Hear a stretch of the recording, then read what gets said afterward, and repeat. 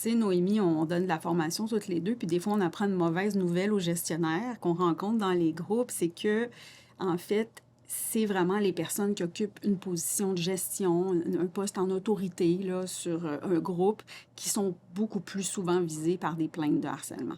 Effectivement, on a des statistiques, puis ça oscille autour de 75% des plaintes qui visent des personnes en situation d'autorité. C'est C'est considérable. la majorité. Ouais. C'est ça.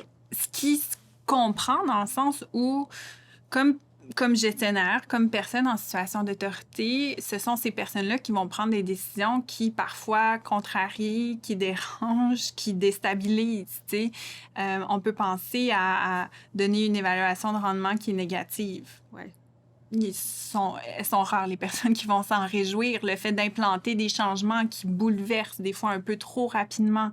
Se faire refuser une demande particulière là, qu'on Exactement. avait, une vacance ou peu importe, un mandat spécial, puis se faire dire non, peut-être des fois, c'est désagréable. Si bien que ça m'avait marqué, un participant m'avait dit une fois, moi, quand je suis devenue gestionnaire, j'ai compris que venait avec ces responsabilités-là la possibilité d'être mis en cause dans une plainte d'harcèlement Mais psychologique. c'est presque mieux de le savoir, Ouais. tu sais, puis on va en parler, mais tu sais, aussi d'avoir en tête cette idée-là d'être un gestionnaire presque exemplaire, puis on dit ça comme si c'était quelque chose d'extrêmement complexe.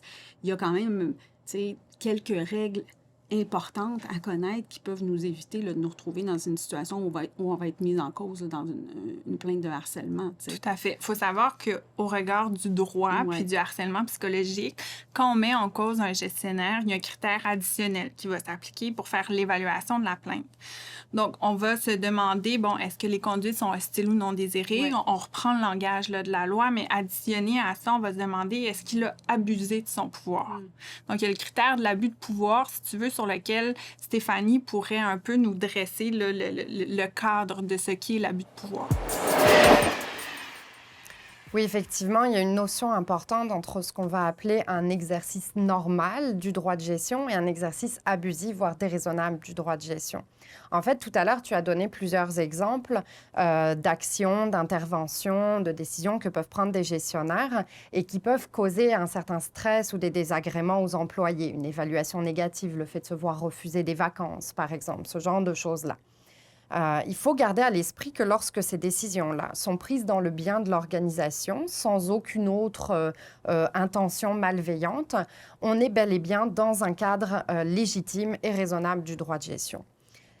Cependant, dès lors qu'un gestionnaire utilise ces droits-là qu'il a à sa disposition, non plus cette fois pour le bien de l'organisation, mais pour venir nuire à un employé, pour d'autres considérations qui ne sont plus liées justement au fonctionnement de son secteur, de son département, ou en tout cas de l'entité qu'il gère, on n'est plus cette fois dans cet exercice raisonnable du droit de gestion, mais dans un exercice indu.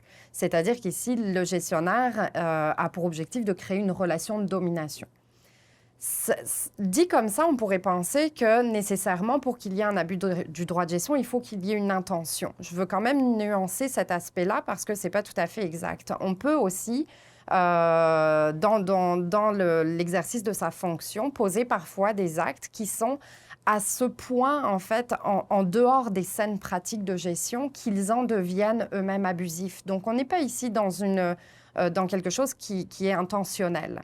J'ai à l'esprit une décision qui a maintenant quelques années, qui date de 2011, d'un arbitre. Dans cette décision-là, il était question d'une gestionnaire qui avait rencontré une employée après avoir eu vent vaguement de plaintes qui auraient été faites à l'égard de cet employé-là, mais qui n'avait en réalité aucun élément factuel, aucune précision. En fait, l'arbitre dit même pas l'ombre d'un soupçon suffisant, en fait, pour venir confronter l'employé et même lui reprocher en fait des conduites. Elle parle d'un écart de problèmes de comportement, voire même de fautes qui s'avèrent être des fautes professionnelles pour cet employé-là.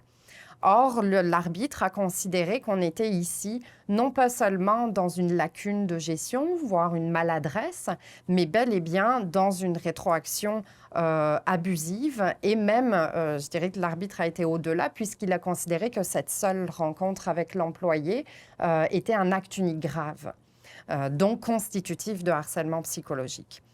Alors, encore là, je nuance un petit peu cette décision-là parce qu'on était ici, là, j'ai résumé les faits rapidement, mais on était ici sur vraiment une erreur manifeste de la gestionnaire. En fait, l'arbitre dit que même un gestionnaire débutant n'aurait pas agi de cette manière-là.